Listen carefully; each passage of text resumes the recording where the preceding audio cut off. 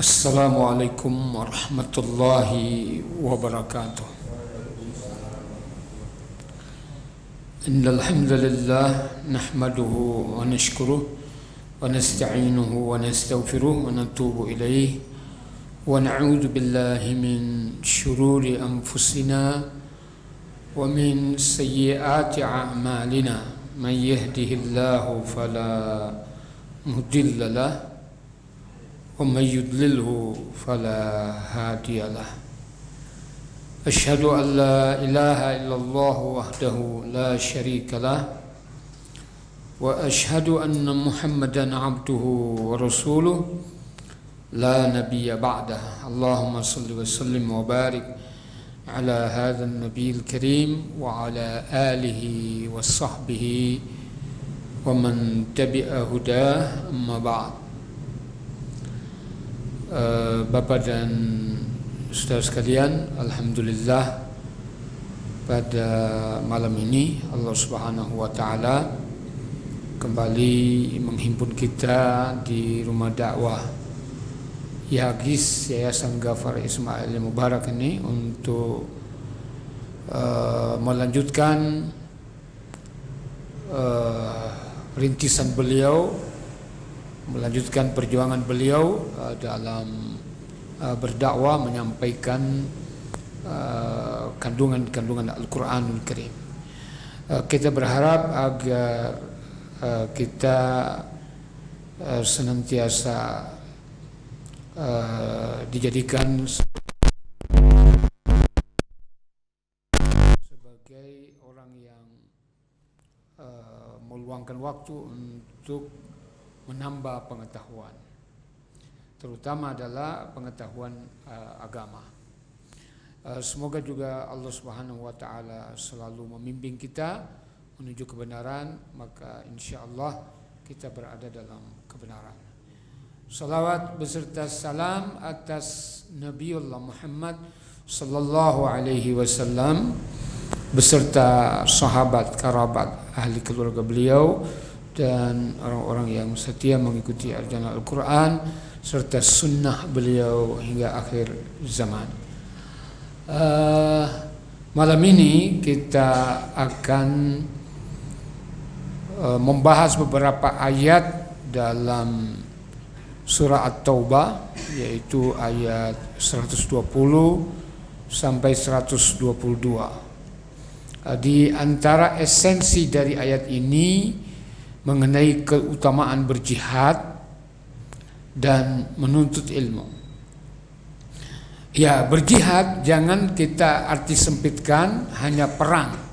Ya, berjihad itu dalam arti luas. Namun ketika memang orang Islam berhadapan dengan musuh Islam, perang, mereka mengobarkan perang, ya maka jihad yang paling besar itu adalah melawan musuh fi sabilillah. Nah, ketika konteksnya damai, maka menuntut ilmu itu juga jihad. Berhaji itu juga jihad, kata Nabi. Mencari nafkah itu juga jihad. Ya. Jadi jihad melawan hawa nafsu itu juga sangat penting. Ya. Disepakati oleh para ulama bahwa jihad melawan hawa nafsu itu merupakan salah satu jihad. Ya. Kemudian hadis yang menyatakan raja'na minal jihadil asghar ilal jihadil akbar itu hadisnya dhaif. Ya. Nah, coba kita lihat ini.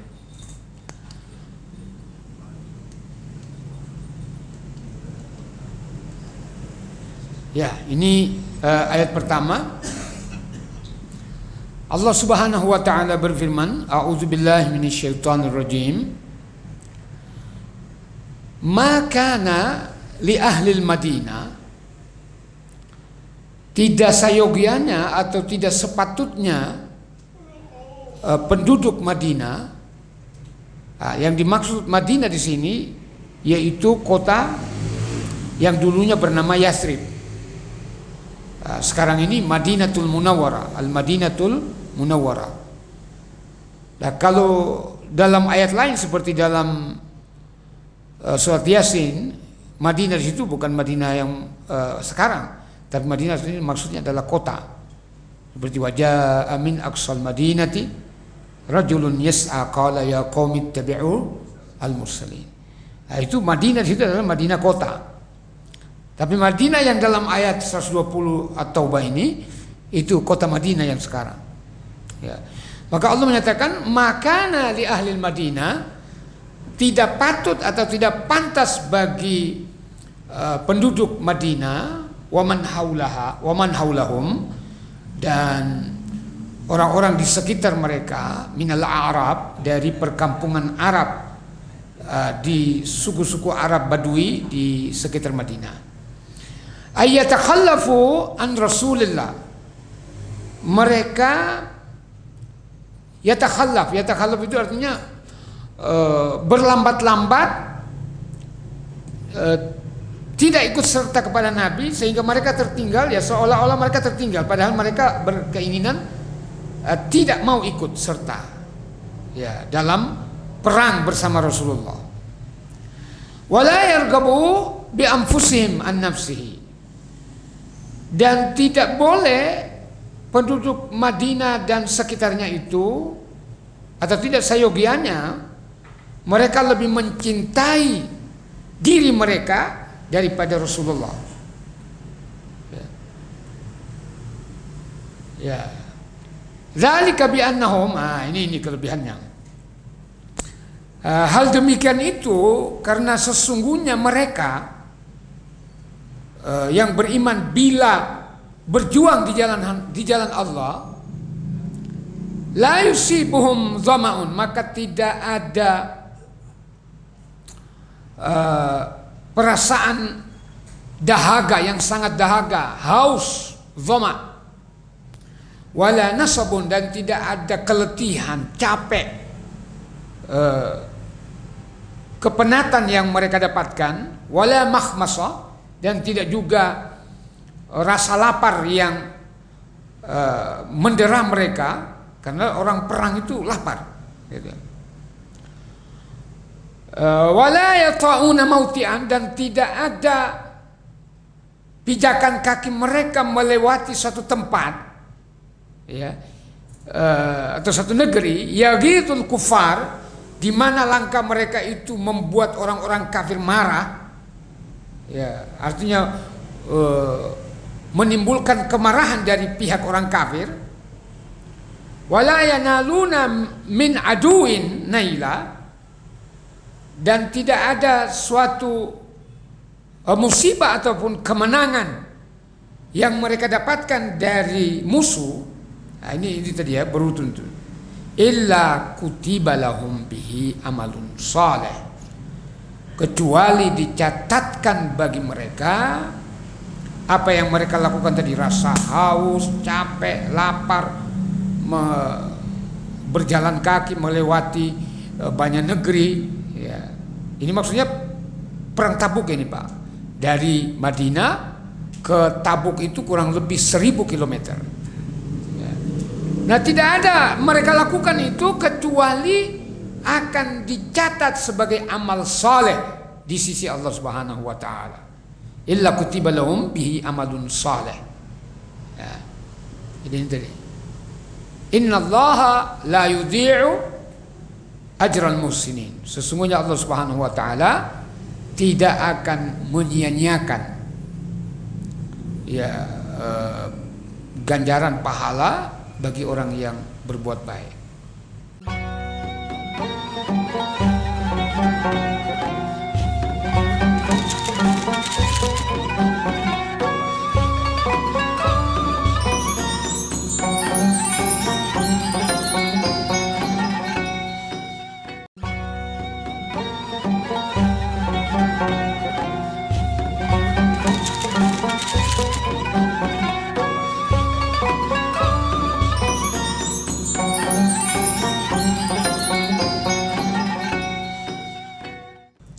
Di sana dikatakan secara lengkapnya begini. Innal ladzina amanu wa amilus shalihat. sesungguhnya mereka yang beriman dan beramal saleh. Inna la nudhi'u ajra man ahsana amala. Sesungguhnya kami tidak akan menyia-nyiakan ganjaran orang yang berbuat baik. Tapi dasarnya iman. Jadi kita orang beriman ini untungnya apa? Keutamanya apa? Kita beriman walaupun amal kita sedikit, semuanya itu akan dicatat di sisi Allah Subhanahu wa taala dan dilipat gandakan pahalanya. Nah, begitu juga. Nah, ini coba. Ya, ayat 121. Allah mengatakan wala yunfikuna nafaqatan, dan tidak ada mereka menafkahkan suatu nafkah saghiratan wala kabiratan, apakah nafkah atau belanja itu sedikit atau banyak,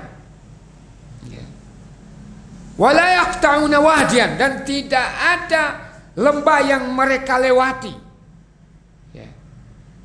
illa kutiba lahum, kecuali semuanya dicatat itu untuk mereka pahala yang besar, liyajziyahumullahu ahsana ma kanu ya'malun, karena Allah Subhanahu wa taala akan memberi ganjaran atas perbuatan mereka berjuang berjihad di jalan Allah itu lebih baik daripada apa yang mereka lakukan. Ya. Subhanallah. Nah, ini konteksnya perang. Ya, konteksnya perang. Bagaimana dengan konteks damai? Dalam keadaan damai tidak boleh kita memerangi orang kafir. Ya, seperti di Indonesia ini, gitu ya. Ya, itu teroris-teroris itu ya bukan jihad itu. Tidak ada ajaran Islam teroris. Ajaran Islam itu damai. Ya, di dalam surah Al-Baqarah sana dikatakan wa qatilul ladzina yuqatilunakum. Ya. Wa qatilul ladzina yuqatilunakum fi sabilillah wa la ta'tadu. Innallaha la yuhibbul mu'tadin.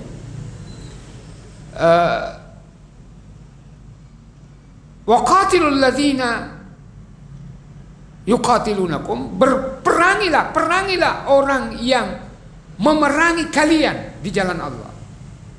Memerangi kalian. Jadi Islam itu berperang karena sudah diperangi atau ada rencana diperangi. Seperti perang Tabuk itu.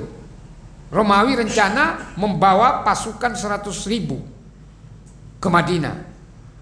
Nah, strategi Nabi, kalau orang dari luar masuk ke Madinah, pasti akan mereka mencaplok Madinah. Ya, jumlahnya banyak 100.000. Nanti bagaimana nasib anak-anak? Bagaimana nasib orang tua yang jompo, lansia? Ya, bikin repot orang Islam. Maka Nabi menyimpulkan lebih baik kita jemput. Ya, kita datangi. Kita jemput bola, nah, istilahnya. Lebih baik jemput bola daripada kita tunggu di sini. Nah, beda dengan perang Badar, karena waktunya sudah singkat, mereka akan datang. Ya, beda dengan perang Uhud, gitu ya. Nah, perang Handak itu di Madinah, tapi itu pun strategi Handak itu menggali parit sekitar Madinah sehingga musuh tidak bisa masuk. Nah, gitu. Paritnya itu masih ada. Ya, yang berumrah biasa dibawa ke sana ya, yang berhaji. Nah, tapi ini malah baru tentara kafir Quraisy pada waktu itu sedikit, paling 10.000, ya 30.000. Dan ini 100.000 kalau masuk ke Madinah, sementara sahabat Nabi pada waktu itu belum sampai 100.000. Ya, ya 100.000 mungkin dengan anak-anak, dengan orang tua, dengan perempuan-perempuan yang tidak bisa berperang. Maka Nabi mendatangi Tabuk, gitu ya. Nah, pada waktu itu Nabi mengumumkan siapa yang minal mutabarri'in, ma minkum minal mutabarri'in. Siapa yang mau menyumbang? Ini perang butuh biaya besar, butuh dana besar. Siapa di antara kalian? Harus ini untuk kepentingan Islam. Ya. Maka di dalam surat Al-Baqarah sana dikatakan kutiba alaikumul qital wa huwa kurhul lakum. Diwajibkan atas kalian berperang, padahal perang itu sesuatu yang kalian tidak suka. Kurhul lakum. Ya. Fa'asa an takrahu syai'an wa huwa khairul lakum. Namun kadang-kadang sesuatu yang kalian tidak suka itu membawa kebaikan bagi kalian. Artinya kalau kita berperang melawan musuh fisabilillah, memang nyata-nyata musuh memerangi kita. Kalau kita perang, kalau kita dimenangkan oleh Allah Subhanahu wa taala, musuh akan rasa takut, akan enggan. Tapi kalau kita dicaplok oleh mereka, maka kita tidak mau perang, maka kita akan dijajah ya oleh musuh. Maka Allah mengatakan wa asa an tuhibbu syai'a wa huwa syarrul lakum. Kadang-kadang sesuatu yang kalian tidak suka, yang kalian sukai, padahal membawa keburukan bagi kalian. Nah itu tadi, kalau kalian tidak berperang, datang musuh memerangi kalian, maka mereka akan mencaplok, menginvasi. Ya sekarang ini ya seperti Rusia dengan Ukraina itu ya kan. Ya. Kalau dikatakan dalam innal muluka idza dakhalul qarya afsadu fiha. Sesungguhnya raja itu kalau masuk suatu negeri, maksudnya tentara dan pasukan-pasukannya itu akan merusak. Nah, berdasarkan ayat-ayat itu Nabi menjemput orang Romawi ini. Ya, mereka menang. Nah, Abu Bakar pada waktu itu dimintai sumbangan, seluruh hartanya dibawa. Ya, seluruh hartanya dibawa. Umar separuh hartanya, tapi hartanya Umar itu banyak. Utsman seperti di awal saya katakan, dia menyediakan 1000 ekor kuda, lengkap dengan senjatanya, suplai makanan 1 bulan. Ya. Gimana banyak dari itu. Abdurrahman bin Auf, dia menyatakan saya yang menanggulangi dana yang belum tercover. Wah itu luar biasa mereka, Pak. Ya, nah yang lain-lainnya itu ada yang tidak mampu, hanya punya pedang tok. Ya, nah itu yang diberikan.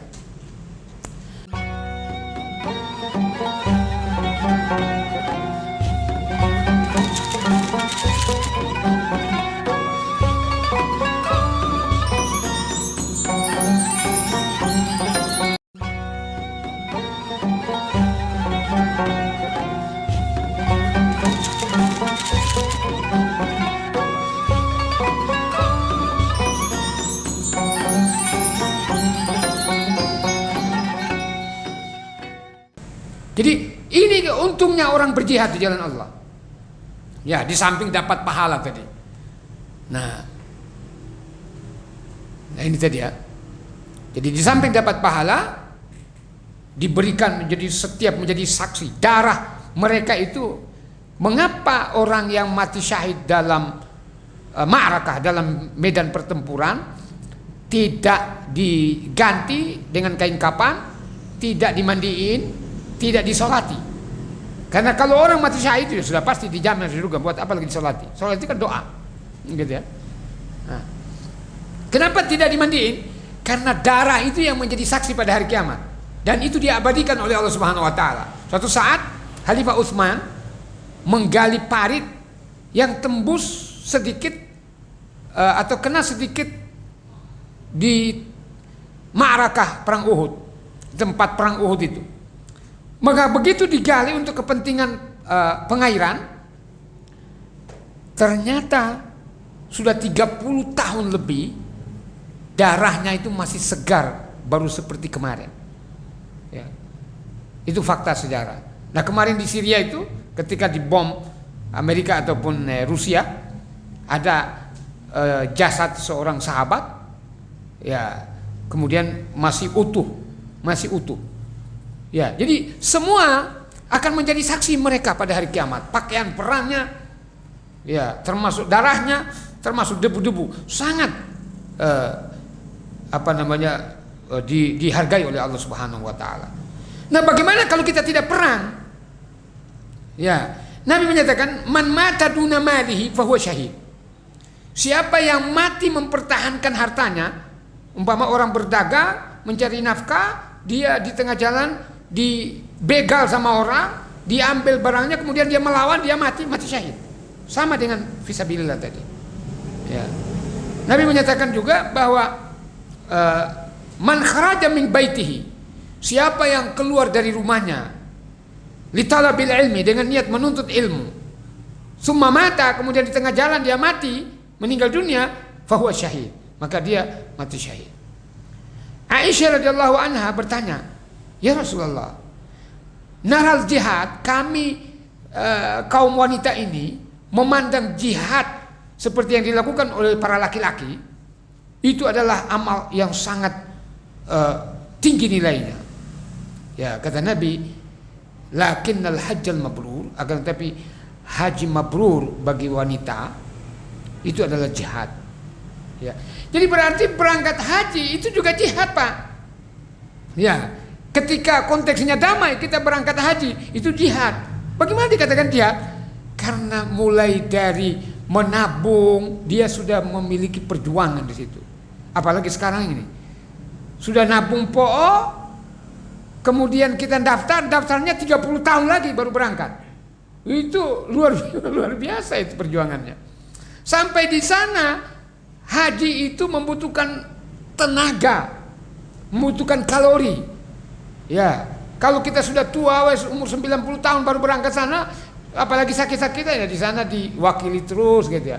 Tapi kalau kita berangkat energik, kita kuat, wah kita bertawaf berapa kali pun tidak capek. Kita wukuf di Arafah itu butuh tenaga itu, Pak. Kita melempar jumrah itu butuh tenaga. Karena berjalan dari Mina ya ke Jamarat itu sekitar 4 kilo itu, Pak. Ya. Kita jalan itu ya sekitar setengah jam lebih baru nyampe, atau lebih dari setengah jam itu. Ya. Nah itu butuh tenaga, butuh kalori, maka itu perjuangan. Ya. Maka dikatakan dalam hadis Bukhari, orang yang meninggal ketika masih berihram, maka dia dicatat sebagai orang berhaji sampai kiamat. Kalau dia mati di sana. Coba, tapi jangan minta mati di sana, Pak, begitu ya. Ya, kalau memang kodrat Allah Subhanahu wa taala mati di sana, ya enggak usah ditangisi karena itu kemuliaan. Kalau dia mati dalam keadaan berumrah, maka dia dicatat sampai kiamat, berumrah terus-menerus setiap tahun. Ya, seperti itu. Nah, itu jadi jihad, menuntut ilmu itu jihad. Nah, bagaimana? Makanya Allah mensinkronkan antara ayat 120 121 dengan 122. Coba. Nah, ini 122. Ini keutamaan menuntut ilmu. Allah menyatakan, "Wa ma kanal mu'minun," dan tidak sayogianya, tidak sepatutnya orang-orang beriman liyanfiru kafah. Ya, bagi mereka untuk pergi semuanya ke medan pertempuran, perang maksudnya. Jadi jangan semuanya perang. Ya, ini ketika perang yang di hadapan Nabi, dihadapi oleh Nabi sudah mulai berkurang. Maka Allah Subhanahu wa taala mengarahkan orang Islam jangan perang terus, tapi juga menuntut ilmu. Nah, jangan perang terus, harus ada. Maka kata Allah, falaula nafara min kulli firqatin minhum ta'ifah liyatafaqahu fiddin. Mengapa tidak pergi dari tiap-tiap golongan di antara mereka beberapa orang untuk memperdalam pengetahuan mereka tentang agama. Ya. Jadi harus ada dibagi, ada yang jadi tentara, jadi prajurit, pekerjaannya memang menjaga keamanan negara, menjaga negara dari cengkeraman musuh. Nah, harus ada juga ilmuwan. Ya, di sini disebut ilmu agama, karena ilmu agama itu sekalipun tidak di bangku sekolah dapat dicapai, dapat dituntut seperti saat ini. Ya, ini ilmu belajar ilmu agama di tempat ini sudah dirintis oleh almarhum Al-Ustadz Ghafar Ismail. Ya, Allah yarhamu. Ya, ini liyatafaqahu fiddin. Ini bagian dari menuntut ilmu agama. Jadi ilmu agama itu minal mahdi ilal lahad, mulai dari ayunan sampai ke liang lahat. Maka tidak boleh bosan kita. Kata anak saya karena boring menuntut ilmu itu. Wah, banyak Ustaz Domir paling itu mana, gitu ya. Ya enggak. Ya, kita ini selamanya berganti ayat. Ya. Maka saya sudah susun ini materi 5 tahun. Gitu ya. Berdasarkan materi-materi yang jadi secara maudhu'i itu artinya tematik. Ya, jadi 1 tahun itu kan 52 minggu. 52 minggu. Jadi 1 buku nanti 1 jilid itu tentang akidah. Ya, 52 judul. Jadi lihat tafaqahu fiddin, agar mereka mendalami agama. Gitu ya. Jadi mendalami agama ini harus ditempuh setiap muslim maksudnya. Ya, tanpa mendikotomi ilmu umum. Maka tidak ada dikotomi antara ilmu agama sama semua ilmu itu milik Allah. Ya, tetapi ilmu agama itu lebih wajib. Ya. Kalau yang ilmu yang lain itu fardu kifayah. Fardu kifayah. Menurut ilmu jadi ilmu kedokteran itu fardu kifayah. Artinya kalau sudah ada yang menuntut, kita sudah tidak berdosa. Ya. Tapi kalau ilmu agama fardu ain, berdasarkan ayat ini. Fardu ain. Artinya sama dengan sholat. Kalau dia tidak menuntut ilmu agama, dosa.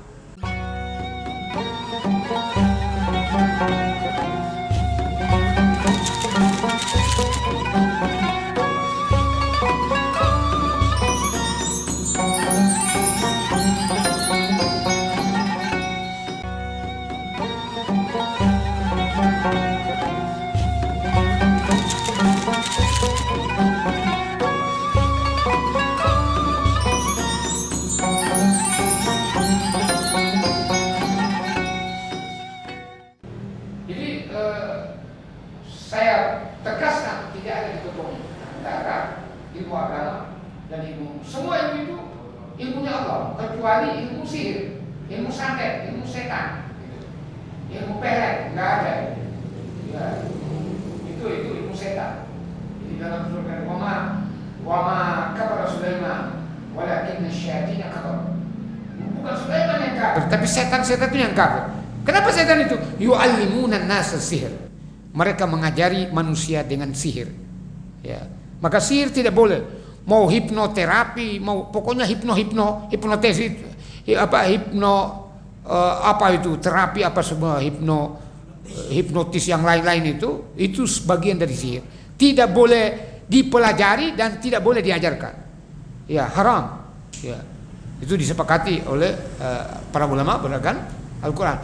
Semua itu boleh. Maka saya sendiri mohon maaf gitu ya, saya di pondok tapi sarjana saya S1 saya hukum gitu ya, fakultas hukum ya kan, ya saya cum laude itu hukum gitu.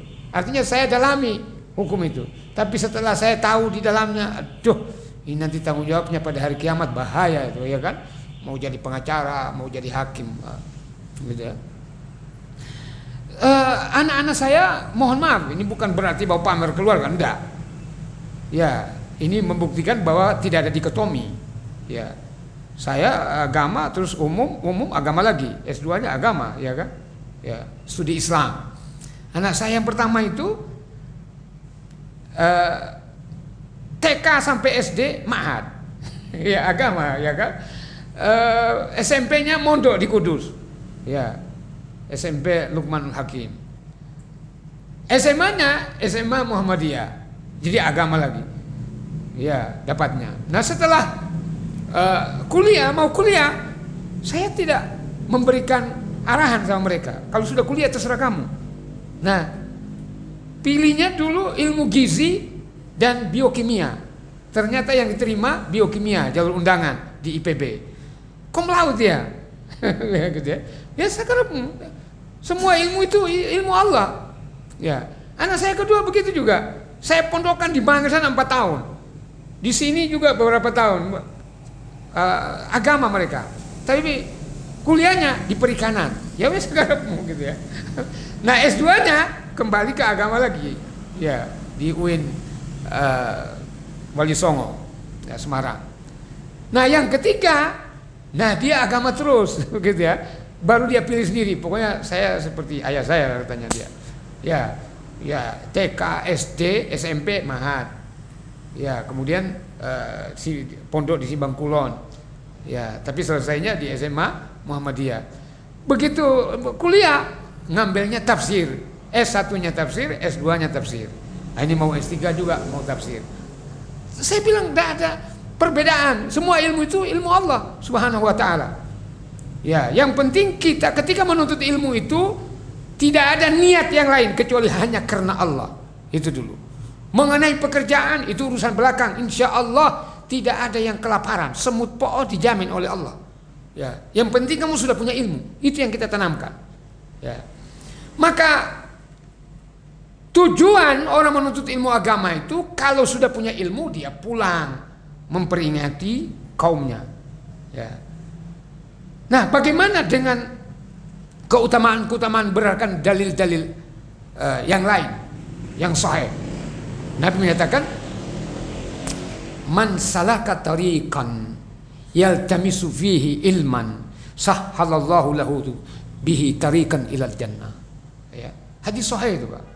Siapa yang melangkahkan kaki dari rumahnya merintis jalan untuk menuntut ilmu, ya, menuntut ilmu. Di situ tidak ada ilmu agama atau ilmu umum. Pokoknya menuntut ilmu. Ya, termasuk jenengan merintis jalan ini dari rumah ke sini ini maksudnya. Ya. Untuk mendapatkan ilmu, maka Allah nanti pada hari kiamat memudahkan jalannya menuju surga. Ya. Jadi ini motivasi kita mendatangi majelis-majelis ta'lim. Ya. Jadi saya ulangi, barang siapa yang melangkahkan kaki menempuh jalan untuk mendapatkan ilmu, maka Allah memudahkan jalannya dengan aktivitasnya menuntut ilmu itu menuju surga. Dimudahkan jalannya menuju surga. Ya. Nah, kalau sebagian ulama menyatakan ini ilmu agama yang wajib itu, wajib kifayah, wajib ain, fardu ain. Ya, kalau ilmu umum itu fardu kifayah. Ya. Tapi kita tidak ada salahnya semua tahu. Gitu ya. Maka dulu ulama itu bukan hanya tahu agama, seperti Ibnu Sina, ya, Al-Hawarmuzi, itu penemu-penemu Muslim, ya, mereka sampai saat ini dipakai rumus kedokterannya di Barat, namanya Al-Qanun. Di Barat dikenal dengan Al-Fasena, bukan Ibnu Sina, tapi Al-Fasena. Ya. Ya. Nah, inilah. Apalagi kata Nabi, Allah menyatakan, wa innal malaikata la tad'u ajnihatahum li talibil ilmi ridwan bima yasna. Kata Nabi, itu hadis panjang, tapi kemudian wa innal malaikata, sesungguhnya malaikat, la tad'u ajnihataha, mereka membentangkan sayap-sayap mereka, mengepakkan sayap mereka di atas kepala orang yang menuntut ilmu ketika mau menuju tempat ilmu. Ridwan bima yasna, karena mereka senang apa yang dilakukan oleh orang yang menuntut ilmu. Jadi malaikat senang kalau kita menuntut ilmu. Ya, menuntut ilmu itu ya kalau kita sudah dewasa bisa dengan membaca, ya, atau bisa melalui formal dan non formal. Ya, formal kita sekalipun tua ya, maka boleh kita kuliah lagi. Tidak ada istilah telat dalam menuntut ilmu. Karena kata Nabi, utlubul ilma minal mahdi ilal lahad. Tuntutlah ilmu itu mulai dari ayunan sampai ke liang lahat. Ya, orang barat ngomongnya baru tahun abad 19 itu atau abad 18. Long life education and education for all. Menuntut ilmu itu sepanjang hidup, dan menuntut ilmu itu hak setiap orang. Ya. Mau dia tua. Maka saya baca di berita seorang nenek-nenek umur 96 tahun di New Zealand, Selandia Baru. Itu baru menyelesaikan S1-nya, Pak. Nenek-nenek 96 tahun. Ya, saya coba. S1 di India namanya Bulgram. Ya, Bulgram. Saya hafal namanya, saya baca betul. Umurnya piro? 100 tahun. Ya, baru mengambil S3. S3. Yang lucunya lagi, yang promotornya, ya, yang menjadi pembimbingnya itu promotor kalau S3, ya, bukan promotor tinju, gitu ya. Ya, jadi pembimbingnya itu dan pengujinya sekaligus dibantu dengan yang lainnya, karena penguji doktor itu 8 orang Pak kalau di Indonesia. Ya, saya S2 saja 5 orang yang menguji saya. Nah, kalau S3 biasanya 8 orang yang menguji. Ya itu angel itu. 8 orang itu nanya semua itu. Ya, enggak gampang itu. Ya, bukan hanya duitnya banyak, dia memang di samping dananya harus banyak, ya otaknya juga mikir. Jadi dia sudah kuasai nemen, ya kan. Ini 100 tahun ngambil dokter, Pak. Ya, cucunya yang menguji, yang membimbing. Cucunya sudah profesor, coba. Ya orang apa-apa, ya kan? Ya. Jadi menuntut ilmu itu dari ayunan sampai ke liang lahat. Ya, kalau kita punya duit, mengapa tidak? Mati dalam menuntut ilmu, jihad. Ya, jihad itu tadi. Makanya ini didahului oleh jihad, baru menuntut ilmu. Ya, dalam banyak ayat Allah menyatakan, hal yastawil ladzina ya'lamuna wal ladzina la ya'lamun? Samakah orang berilmu dengan orang tidak berilmu? La yastawun, tidak sama. Ya. Ya, jadi ada hadis, tapi ini hadis dhaif. Ya, hadis dhaif itu. Di jari ini, tapi itu di buku Duratun Nasin itu 56% maudhu. Ya, selebihnya itu dhaif. Beda maudhu dengan kalau dhaif itu masih bisa dijadikan dalil untuk akhlak gitu ya, untuk nasihat. Tapi untuk ibadah tidak boleh. Tapi kalau maudhu itu benar-benar palsu, ya. Ya. Ya, di sana dikatakan naum, karena ada diriwayatkan bahwa ada seorang yang tidur, yang satunya lagi sedang sholat. Nah, dalam riwayat itu Nabi melihat ada setan berdiri di pintu, kemudian ditanya oleh Nabi itu, tapi hadis betul atau ini hadisnya maudhu, ya. Mengapa kamu berdiri di situ? Kata dia, saya mau mengganggu orang yang sedang sholat, tapi saya takut dari orang yang sedang tidur. Ya, dikatakan, kenapa kamu takut? Harusnya kamu takut kepada orang yang sholat, tapi kenapa kamu takut justru kepada orang yang tidur? Kata setan itu, yang tidur ini orang alim, yang sholat itu orang tidak punya ilmu. Jadi saya mau mengganggu sholatnya. Kalau saya ganggu, nanti bangun orang yang berilmu itu, dia akan mengusir saya dan memperbaiki sholatnya orang yang sholat. Maka timbullah hadis, naumul alim khairum min ibadatil jahil. Tidurnya seorang berilmu lebih baik daripada ibadahnya orang yang bodoh. Tapi hadis itu maudhu. Ya, itu saya hanya saya baca itu, tetapi masa sih ibadahnya orang beribadah lebih baik, orang berilmu lebih baik daripada ibadahnya?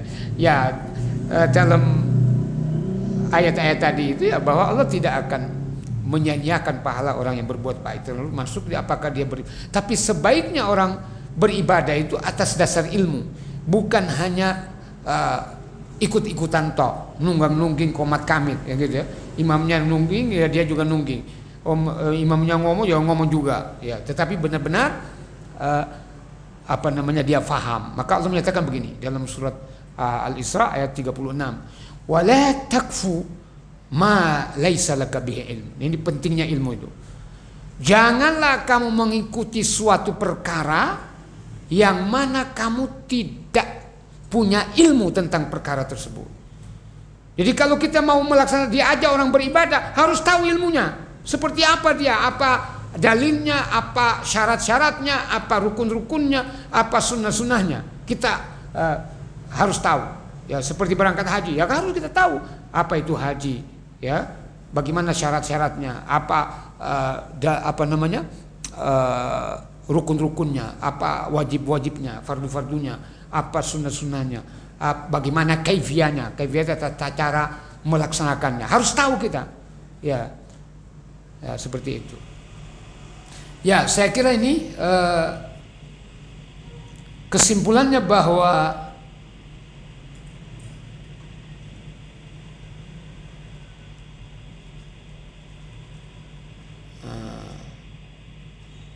ya, yang pertama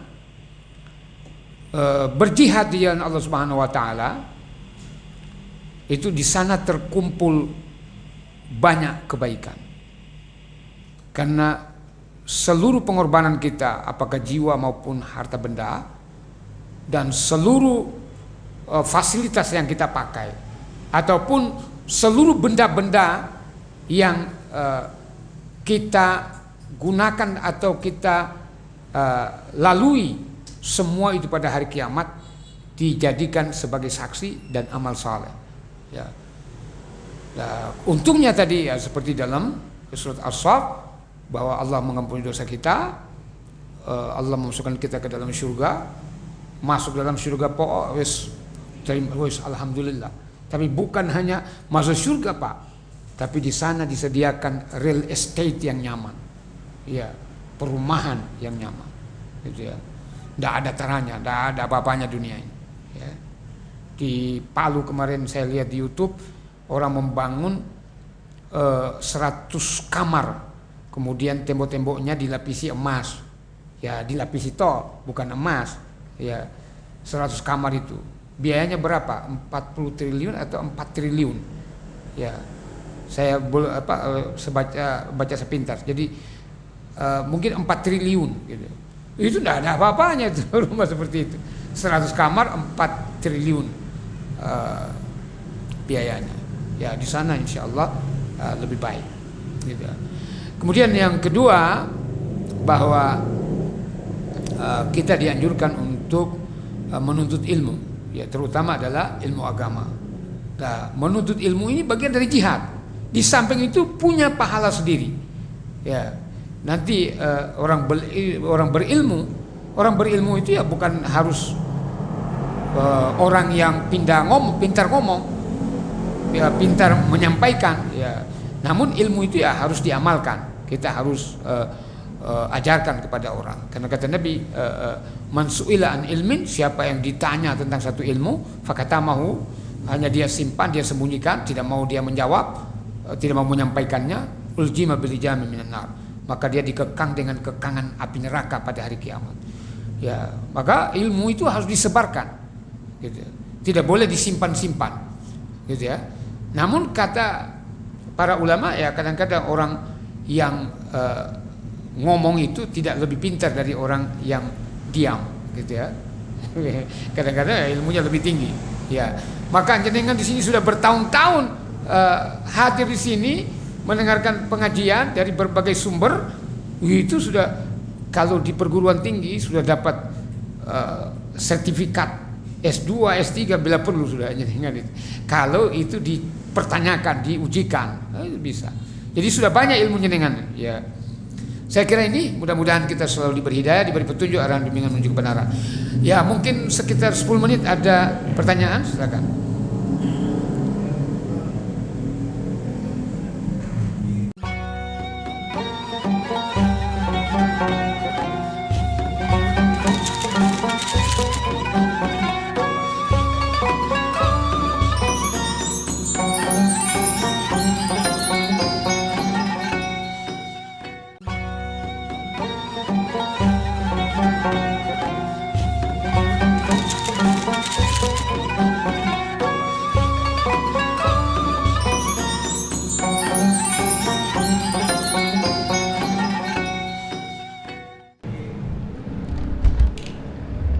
Assalamualaikum Ustaz.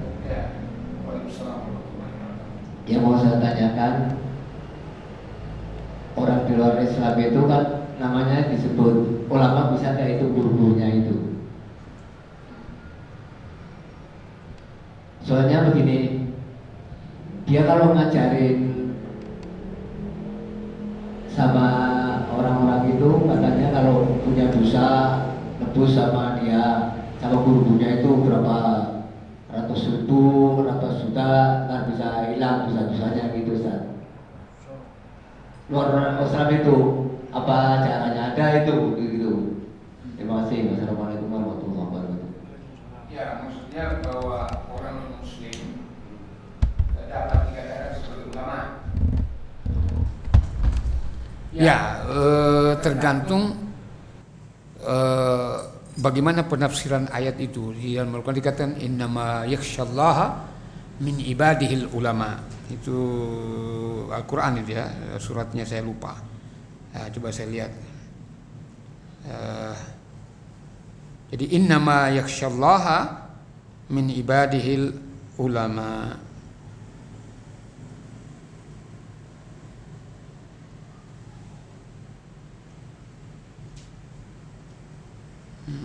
Nah, itu ternyata surat Fatir. Di surat Fatir ayat 28. Jadi innama yakhsyallaha, kata-kata ulama itu dalam Al-Quran. Ulama itu jamak dari alim. Jadi satu orang berilmu namanya alim. Ya, jadi berilmu di situ bukan hanya ilmu agama. Maka Ibnu Abbas menyatakan ulama itu ya seluruh orang berilmu dapat dikatakan ulama. Ya, maka ada di dalam Al-Quran ulama'u Bani Israel. Jadi ulama Bani Israel. Maka pendeta-pendeta itu dikatakan juga ulama. Ya. Tapi di Indonesia kata ulama itu sudah identik dengan orang yang berilmu agama. Ya. Nah, padahal secara umum kata ulama itu semua dia yang berilmu, baik itu muslim maupun non muslim, dapat dikatakan ulama. Ya, seperti Habibie bisa dikatakan ulama. Ya. Semua orang berilmu yaitu ulama. Ya. Cuman di Indonesia ini ya, sudah dikerucutkan menjadi hanya orang orang berilmu agama saja dikatakan ulama. Ya, memang ya ada pendapat seperti itu. Tapi menurut Ibnu Abbas semua orang berilmu itu dapat dikatakan ulama. Tapi mungkin bukan ulama muslim gitu ya. Ya. Ya, jadi jadi ulama Bani Israel, ulama Yahudi. Ya, maka di tafsir-tafsir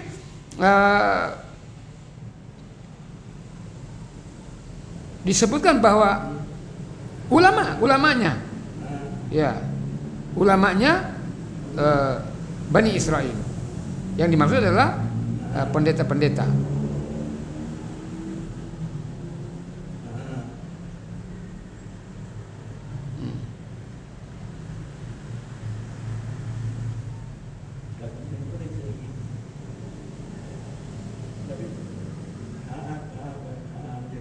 Ya, ya seperti itu kira-kira.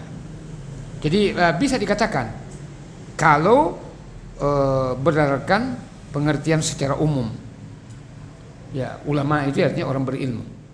Ya. Seperti di zaman Nabi Sulaiman, ketika Nabi Sulaiman meminta siapa yang bisa memindahkan singgasananya Ratu Bilqis. Kata setan ifrit, jin ifrit, saya bisa memindahkannya sebelum engkau bangkit dari tempat dudukmu. Nah, diketahui bahwa Nabi Sulaiman itu beranjak dari tempat duduknya kurang lebih setengah hari. Ya lama gitu. Gitu ya. Nah, kemudian berkatalah orang berilmu. Nah, di situ orang berilmu. Nah, di situ tidak disebut ilmu agama atau ilmu apa? Orang berilmu. Ya, saya bisa mendatangkannya di hadapanmu sebelum mata Anda berkedip. Itu bukan jin loh, manusia loh itu. Ya. Sebelum mata Anda berkedip. Ya. Nah, di situ tidak disebutkan ilmu agama atau ilmu umum. Ya.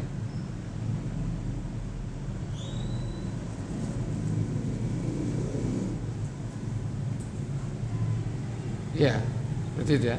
Ada lagi?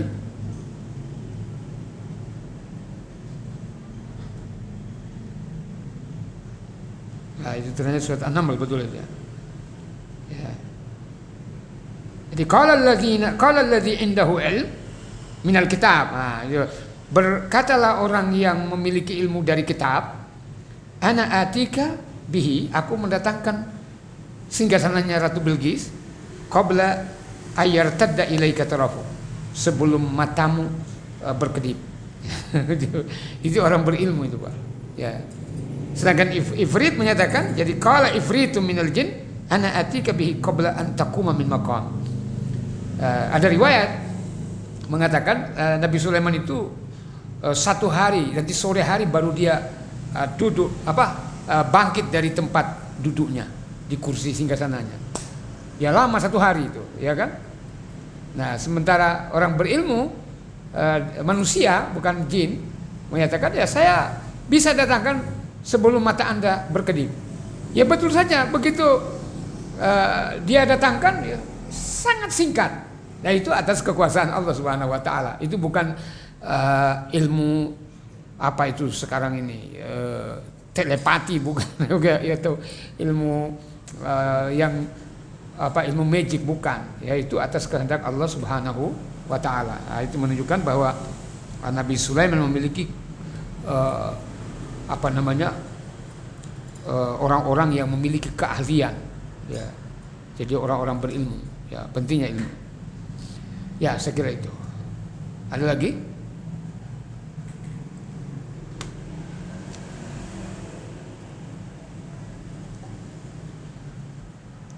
Yang di luar nggak ada. Ya, kalau tidak ada saya kira cukup ya. Ya, Bapak dan Ibu sekalian,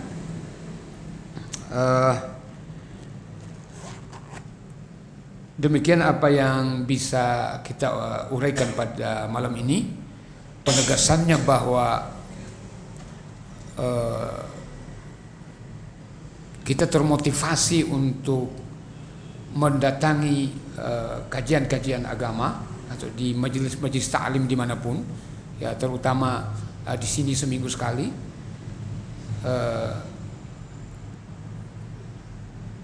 Usaha kita, upaya kita itu ya bukan sia-sia.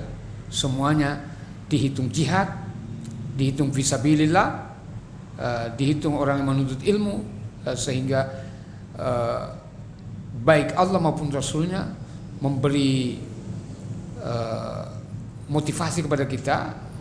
Janjinya mereka bahwa akan diampun dosa, kemudian dimasukkan ke dalam surga, bukan hanya masuk surga tapi diberi fasilitas rumah di dalam surga yang terbuat dari emas dan perak serta lu'lu' dan marjan, ya. Kemudian orang yang menuntut ilmu apa saja, nah terutama ilmu agama, karena kata Nabi, siapa yang diinginkan oleh Allah suatu kebaikan untuk dirinya, maka dia mendalami ilmu agama, ya. Maka tapi dalam ayat tadi semua ilmu, siapa yang menuntut ilmu karena Allah Subhanahu wa taala, maka Allah akan memudahkan jalannya menuju surga. Ya, memudahkan jalannya menuju surga. Ya. Jadi ada keistimewaan kita menuntut ilmu. Mudah-mudahan kita selalu diberi hidayah, diberi petunjuk, arahan, bimbingan menuju kebenaran. Semoga kita selalu diberi keselamatan dan kebahagiaan di dunia maupun di akhirat. Semoga kita selalu diberi kesehatan, diberi umur panjang, diberi rezeki yang banyak, melimpah, halal, berkah dan mudah. Dan semoga Allah menerima seluruh amal ibadah kita, mengampuni dosa kita, dosa orang tua kita, anak-anak kita, pasangan-pasangan kita, dan dosa seluruh kaum muslimin. Kita doakan saudara-saudara kita yang masih sakit, semuanya segera disembuhkan oleh Allah Subhanahu wa taala. Allahumma shfi mardana warham mautana wa'afina wa'fu anna. Allahumma rabban nas wa rabbal arsyil azim wa rabbal arsyil karim wa ya mudhibal ba's adhhib annal ba's wa amardana washfina washfihim anta syafi la shifa illa shifaan la yughadiru saqaman wa la alaman. ربنا هب لنا من ازواجنا وذرياتنا قرة اعين وجعلنا للمتقين اماما ربنا اصرف عنا عذاب جهنم ان عذابها كان غراما ربنا آتنا في الدنيا حسنة وفي الآخرة حسنة وقنا عذاب النار وادخلنا الجنة مع الأبرار يا عزيز يا غفار يا رب العالمين سبحان ربك رب العزة عما يصفون والسلام على المرسلين والحمد لله رب العالمين سبحانك اللهم وبحمدك أشهد أن لا إله إلا أنت astaghfiruka wa atubu ilaik. Wassalamualaikum warahmatullahi wabarakatuh.